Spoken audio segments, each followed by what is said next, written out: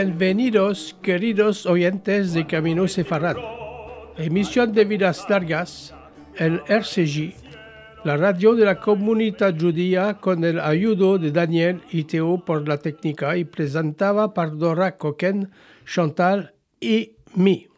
Bienvenue, chers auditeurs de Camino Sefarad, l'émission de Vidas Largas diffusée sur RCJ avec Daniel et Théo à la technique, présentée par moi, Dora Coquen, et Chantal et Marcel Asday. Nos alegramos de toparnos de nuevo para nuestra 35ª emisión con un programa atractivo, Historia de Sarah Bernard y de Nasreddin Hoxha, que se llama también Joja. Informaciones culturales, vida de nuestra asociación, página de nuestra historia, cuentisicos y receta culinaria si es posible. Nous sommes heureux de vous retrouver pour notre 35e émission dont le programme sera varié. Histoire de Sarah Bernard et de Nasreddin Hoxha, dit Joja. Information culturelle, vie de notre association Vidas Largas, page de notre histoire, historiette et peut-être recette culinaire si le temps le permet. Como estamos en los días de Rosh Hashanah, por todos y vuestras familias, Shana Tova 5784, Vegmar Hatima Tova, añada buena y dulce con salud y mucha alegría y paz. Comme nous sommes dans la période de Rosh Hashanah, recevez pour vous et votre famille nos meilleurs vœux de santé, bonheur et paix pour Shana Tova 5784.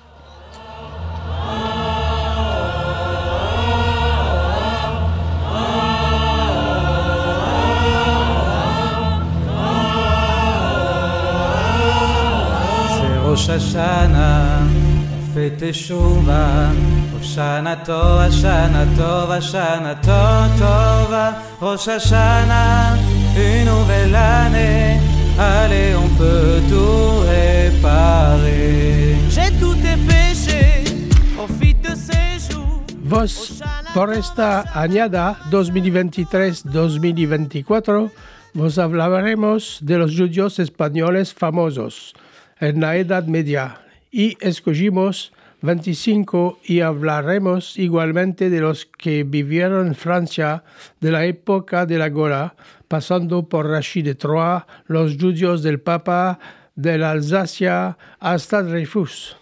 Pour cette année 2023-2024, nous vous parlerons des Juifs espagnols célèbres et nombreux au Moyen-Âge.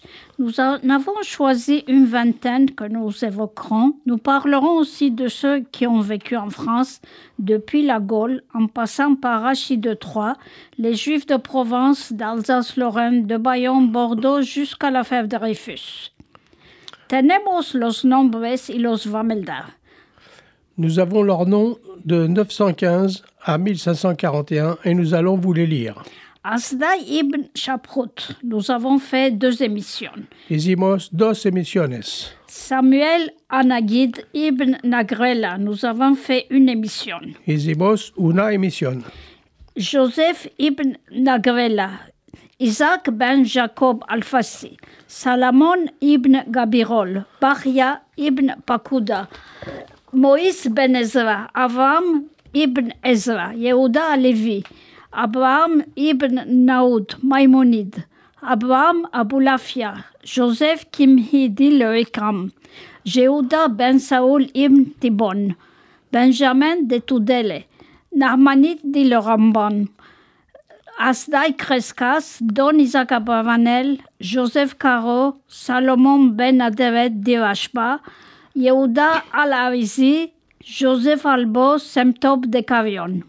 Si queréis que hagamos emisión por un nombre en particular, decimos. Si vous voulez, nous pouvons faire une émission pour une personne en particulier, dites-le nous. Y ahora nuestra emisión, un labor de la Comisión Radio de Vidas Largas para todos los oyentes de RCJ de Francia y del mundo entero. Et maintenant, voici notre programme spécialement élaboré par notre commission radio pour tous les auditeurs de RCJ, de France et du monde entier. La rosa en florece en el mes de mayo. Mi alma se escurece sufriendo de amor.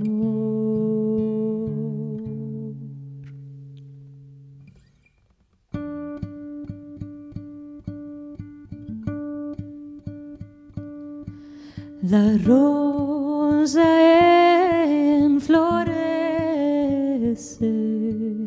en el mes de mayo. Mi alma se escurece sufriendo de amor. Mi alma se escurece sufriendo de amor. Yo, Dora, Chantal y Marcel vamos a contar la vida de Sarah Bernard y vamos a hablar de Nasreddin Hoxha, que los judíos de Estambul y de Selanik lo llaman Jocha. Dora, Chantal et moi-même qui vont vous raconter la vie de Sarah Bernard et vous parler de Nasreddin, dit Jocha, par les Juifs d'Istanbul de Salonique. Sarah Bernard, el monstruo sacrado. Sarah Bernard, le monstre sacré. Nacida el 22 de octubre de 1844 en París, Sarah Bernard es la hija de Judith Julie Bernard, dicha Yul van Hart, cortesana judía neerlandesa. Su padre queda desconocido y fue enviada ante una nodriza en Bretaña. Ella nace debajo del nombre de Rosine Bernard. Es más tarde que trocará de nombre y agregará una H a su nombre. Née le 22 octobre 1844, Sarah Bernard est la fille de Judith Julie Bernard, dite Julie van Traat, courtisane juive néerlandaise. Son père reste inconnu et elle fut envoyée chez une nourrice en Bretagne. Elle naît sous le nom de Rosine Bernard. C'est plus tard qu'elle changera son prénom et ajoutera un H à son nom. Sarah vive una infancia solitario, donde una enfermero en Quimperlé, donde no habla que el bretón. Antes que su madre no la envía al convento de Grandchamp a Versailles. En 1856, ella es bautizada y se hace católica. Su educación religiosa es completada gracias al duque de Morny, el amante de su tía, que le permite de seguir cursos de escultura y de pintar. Durante una pieza en el convento, ella descubre de una vez el teatro y su vocación. Sarah vit une enfance solitaire chez une nourrice à Quimperlé, où elle ne parle que le breton, avant que sa mère ne l'envoie au couvent des Grandchamps à Versailles. En 1856, elle fut baptisée, elle devient catholique. Son éducation religieuse est complétée grâce au duc de Morny, l'amant de sa tante, qui lui permet de suivre des cours de sculpture et de peinture. Lors d'une pièce au couvent, elle découvre d'un même coup le théâtre et sa vocation.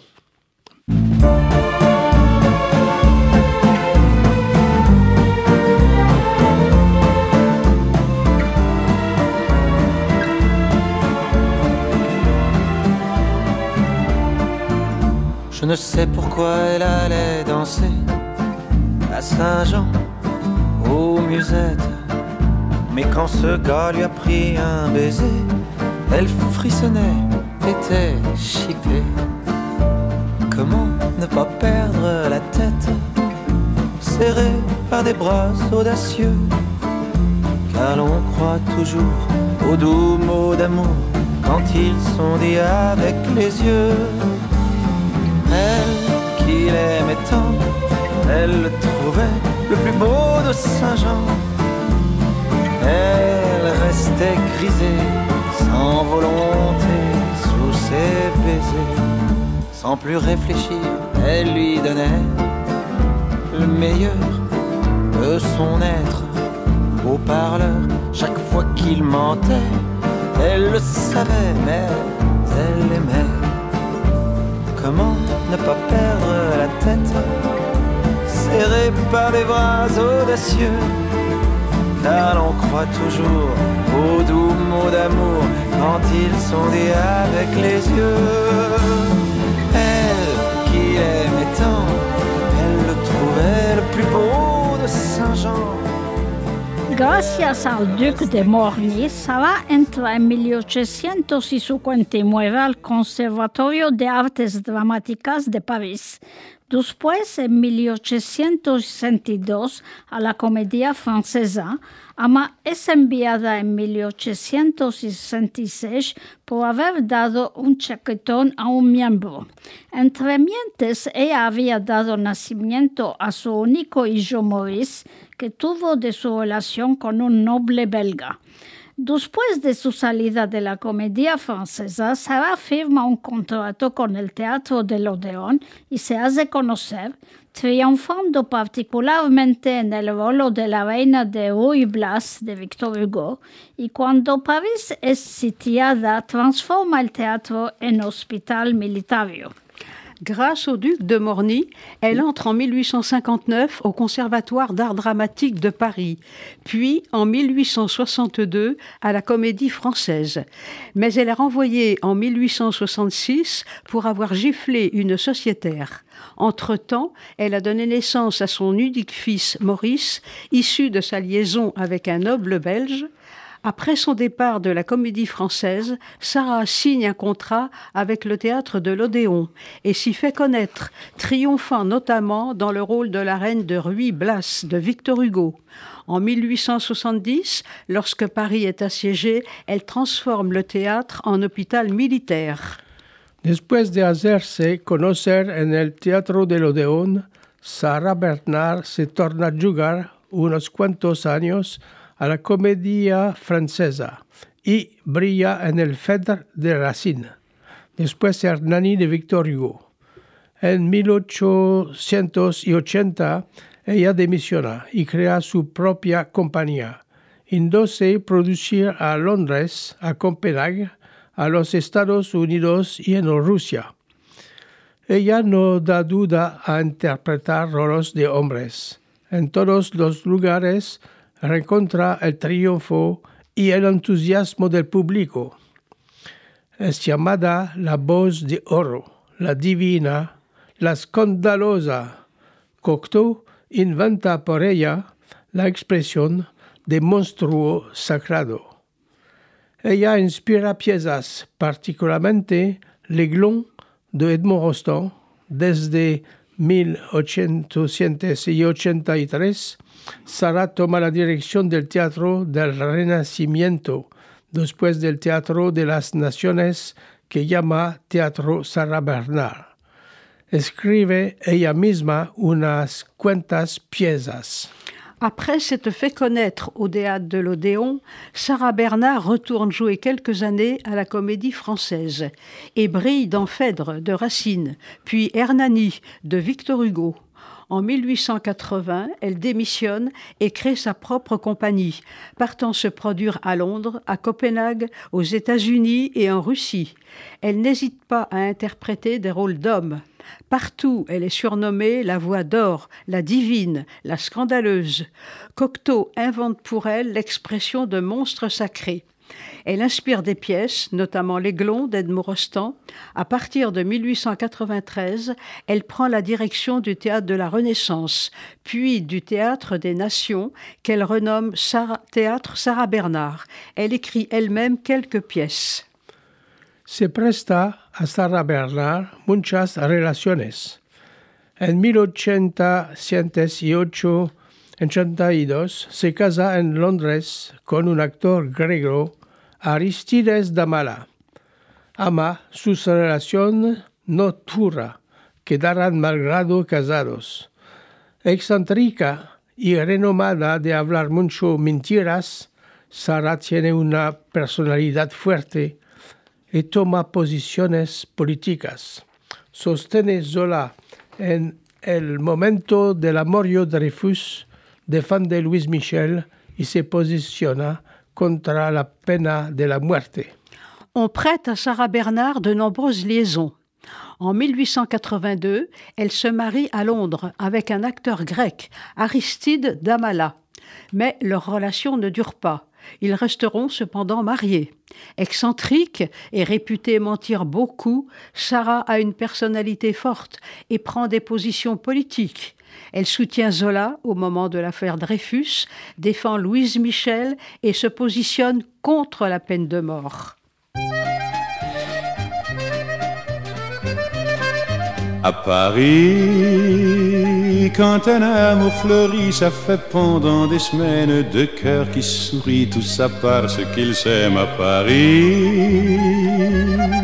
Au printemps, sur les toits, les girouettes tournent et font les coquettes avec le premier vent qui passe indifférent, nonchalant.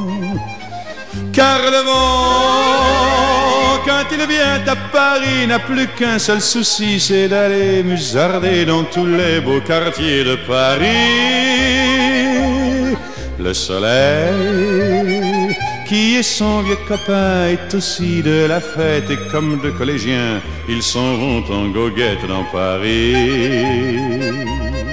Et la main dans la main, ils vont sans se frapper, regardant en chemin si Paris a changé. Il y a toujours des taxis en maraude qui vous chargent en fraude avant le stationnement, où y a encore l'agent des taxis. Au café, on voit n'importe qui boit n'importe quoi, qui parle avec En 1900, Sara se hace actriz de cinema jugando en el filme El duelo de Hamlet. Ella jugaba en otros filmes, Juyo dos autobiográficas. En 1914, Sarah Bernhardt recibe la Legión de Honor. En 1915, a los 70 años, es amputada de la pacha derecha por causa de una tuberculosis de huesos. Ama sigue a producirse asentada y visita a los soldados en el frente en silla de manos. Sarah se muere en los brazos de su hijo Maurice el 26 de marzo de 1923, dejando detrás de ella la leyenda de una actriz a la voz de oro del monstruo sagrado recorriendo los 5 continentes. En 1900, Sarah devient actrice de cinéma. En jouant dans le film Le duel d'Hamlet, elle tournera dans d'autres films, dont 2 autobiographiques. En 1914, Sarah Bernhardt reçoit la Légion d'honneur. En 1915, à 70 ans, elle est amputée de la jambe droite en raison d'une tuberculose osseuse, mais continue à se produire assise et rend visite aux soldats, au front, en chaise à porteur. Elle meurt dans les bras de son fils Maurice le 26 mars 1923, laissant derrière elle la légende d'une actrice à la voix d'or, du monstre sacré parcourant les 5 continents.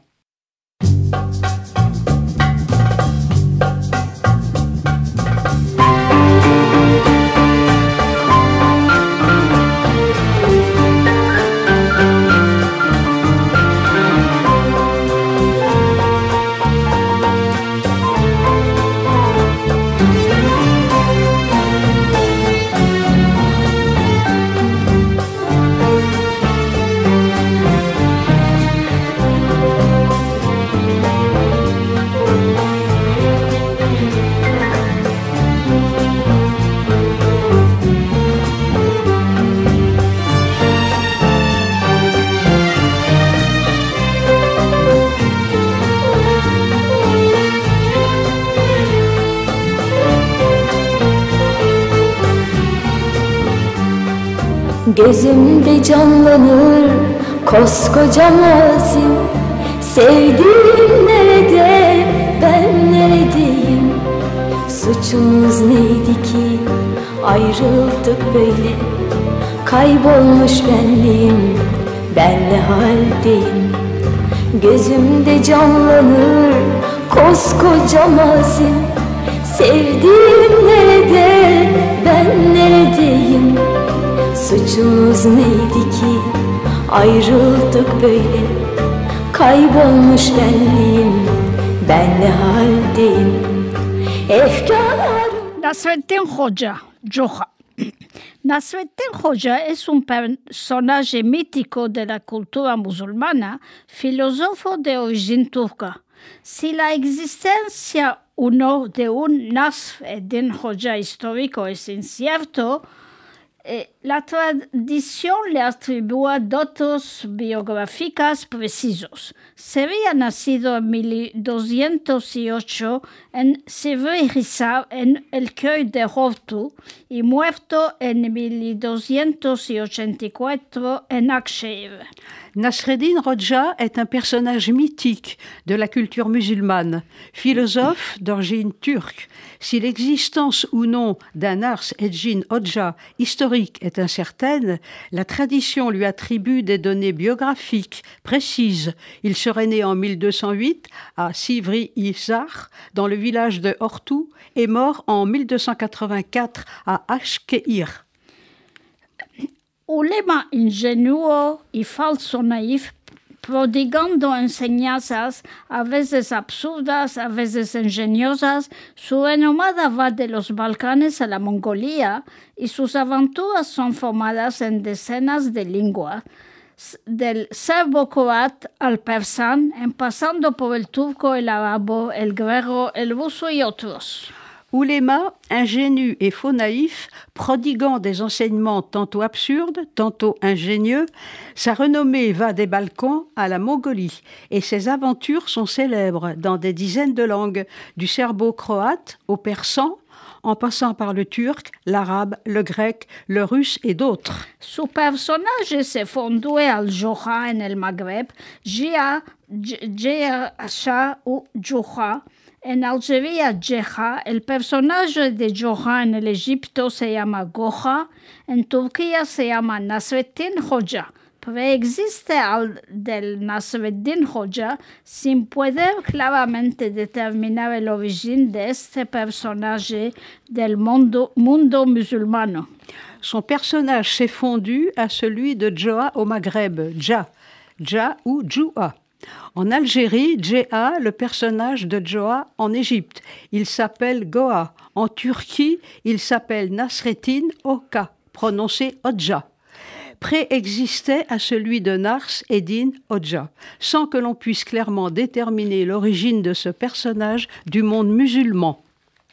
En Afganistán, Irán y Azerbaiyán lo llaman Mollah Nasreddin y en Asia Central Appendi, del turco Efendi, que quiso decir señor.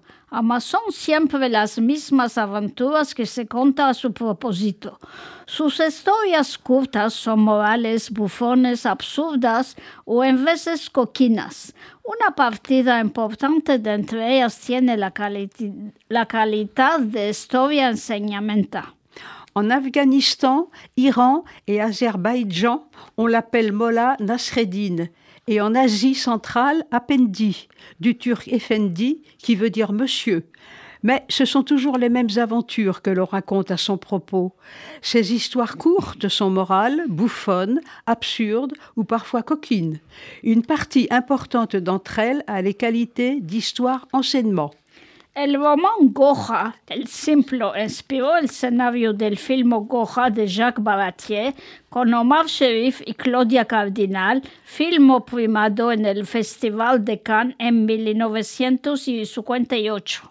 Le roman Goa, le Simple, a inspiré le scénario du film Goa de Jacques Baratier, avec Omar Sharif et Claudia Cardinal, film privé au Festival de Cannes en 1958.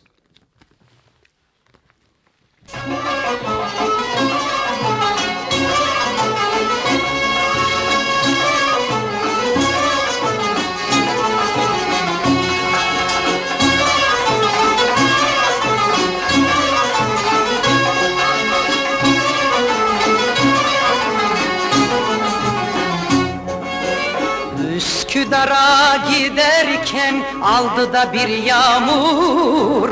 Üsküdar'a giderken aldı da bir yağmur. Katibimin stresi uzun eteği çamur.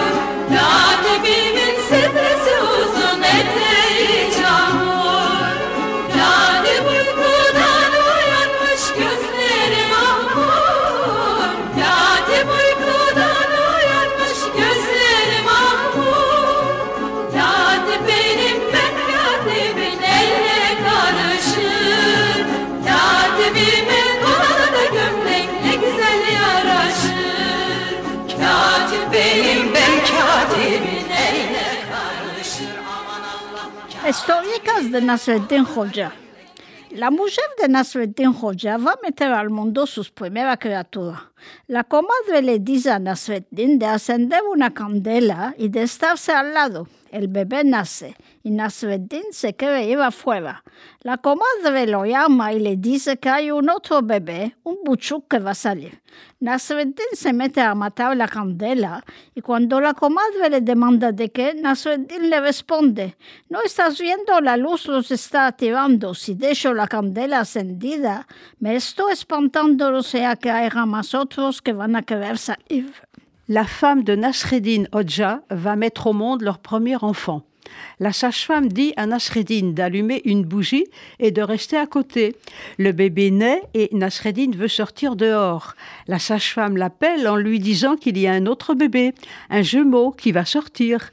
Nasreddin commence à éteindre la bougie et quand la sage-femme lui demande la raison, Nasreddin lui répond: « Tu ne vois pas, la lumière les attire. Si je laisse la bougie allumée, j'ai peur qu'il va y en avoir d'autres qui vont vouloir sortir. » Un día Nasreddin Hoxha está en la mezquita.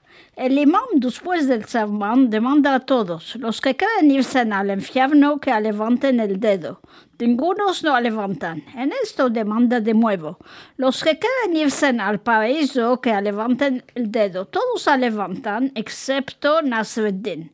El imam le demanda: ¿tú no te quieres ir al paraíso? No, le responde Nasreddin. Andavos todos, yo ya me quedo aquí. Un jour, Nasreddin Hoxha est à la mosquée. L'imam, après le sermon, demande à tous, ceux qui veulent aller en enfer, qu'ils lèvent le doigt. Personne ne le lève. Il demande encore une fois, ceux qui veulent aller au paradis, qu'ils lèvent le doigt. Tout le monde le lève, sauf Nasreddin. L'imam lui demande, alors, toi tu ne veux pas aller au paradis? Non, répond Nasreddin, allez-y tous, moi je reste ici.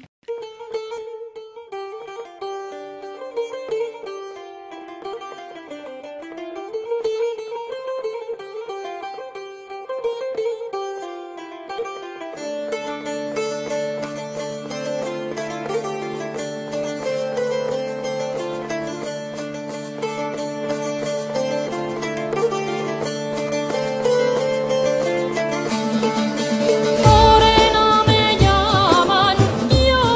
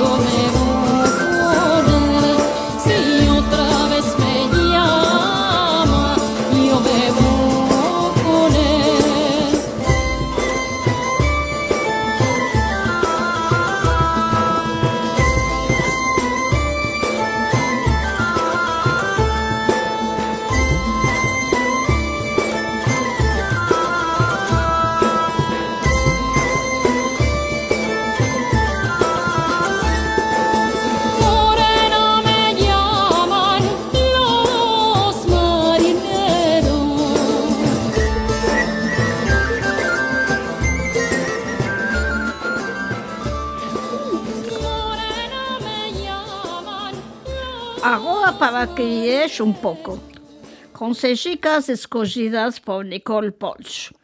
Un día Moshe, el nieto del cantador, demandó a Sabbatai, el filósofo, uno de los más grandes sabios de Balat, qué diferencia de edad había entre su hermano y él.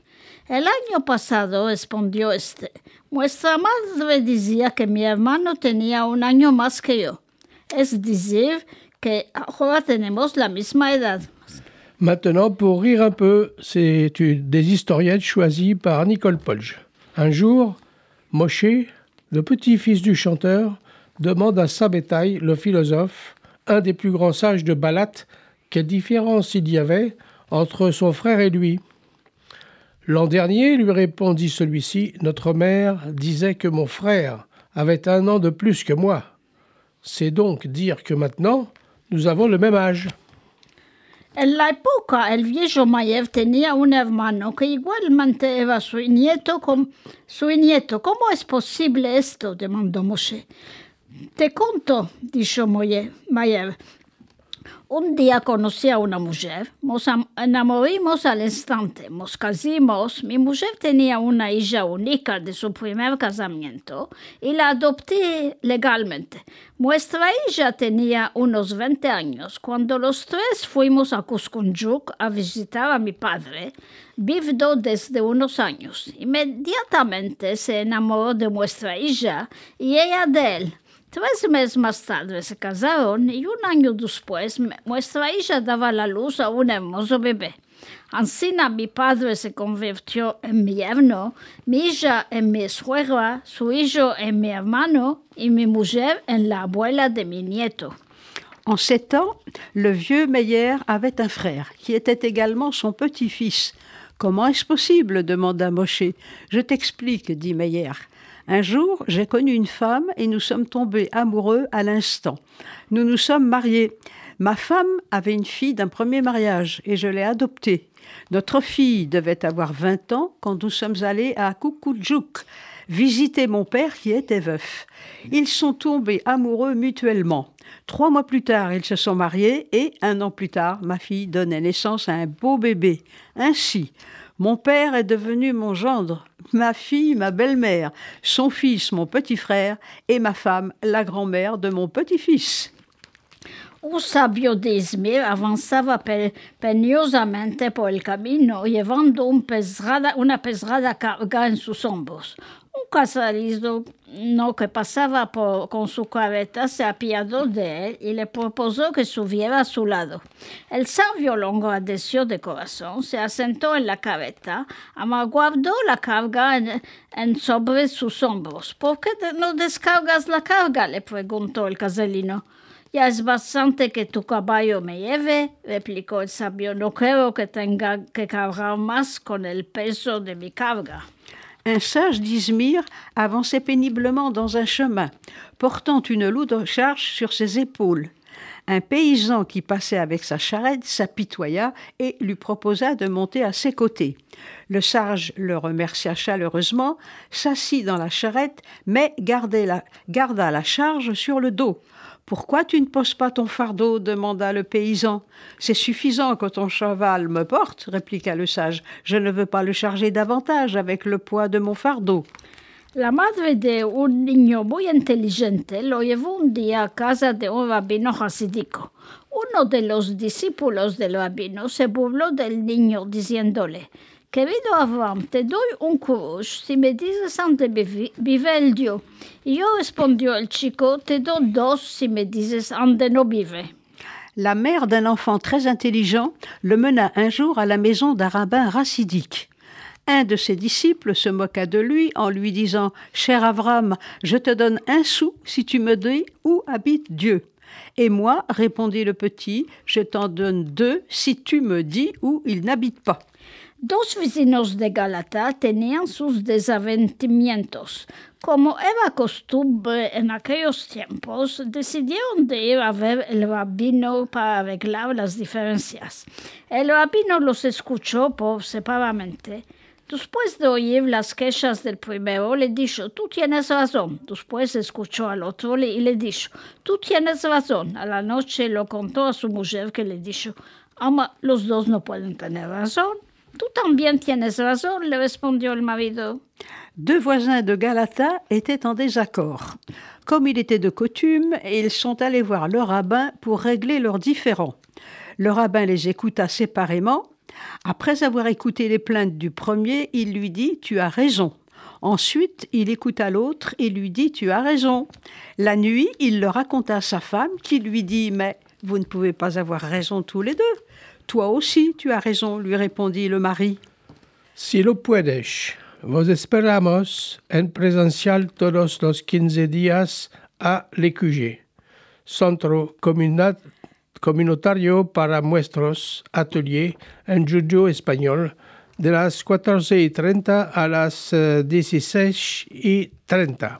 Si vous le pouvez, nous vous attendons en présentiel tous les 15 jours à l'Écuche, centre communautaire, rue Lafayette à Paris, pour nos ateliers de conversation en judéo-espagnol de 14h30 à 16h30. Tenemos una biblioteca judía donde se puede tomar un libro durante 15 días a un mes.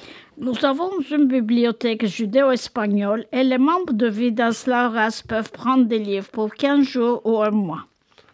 Vamos a responder a las demandas que los oyentes de la emisión nos van a hacer y invitaremos personalidades y escribanos.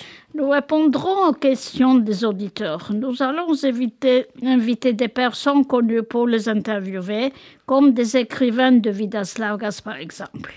Esperamos que nuestra asociación vos place, porque deseamos que nuestra lengua y nuestra cultura pueden sobrevivir, como nuestros padres nos los han transmitido. Y hoy nos alegramos de tener esta posibilidad de seguir nuestro camino séfarade. Nous espérons que vous êtes intéressés par notre association qui permet à notre langue et notre culture de se perpétuer. C'est l'héritage que nos parents nous ont transmis et que nous devons transmettre aujourd'hui. C'est notre chemin vers séfarade. Vos agradecemos si queréis adherir. Puedes hacerlo en escribiéndonos a nuestro mail vidaslargas79@gmail.com y la de nuestro sitio donde pueden topar muchas noticias y publicaciones. Hace con Internet Vidas Largas Google Site. Merci, si vous le pouvez, d'adhérer à notre association. Voici notre adresse électronique vivaslargas79@gmail.com et celle de notre site très riche en informations et publications. Sur Internet, tapez Vivas Largas Google Site. Queridos amigos, nuestra emisión se escapa ahora. Gracias a FCG, gracias a la técnica, a Daniel y a Teo en la cabina. Con salud y con vida, nos toparemos de nuevo de aquí el 28 de septiembre de 2023 de las 23 a las 24 horas o en podcast por la próxima emisión de Vidas Largas Camino Sefarad. Chers amis et auditeurs, notre émission se termine. Déjà, merci à RCJ et à la technique. Santé et longue vie. Nous vous donnons rendez-vous le 28 septembre 2023 à 23h ou en podcast pour la prochaine émission de Vivas Largas Camino Sefarad. Shana Tova a todos et bonne année à tous, bonne santé et la paix partout. À bientôt.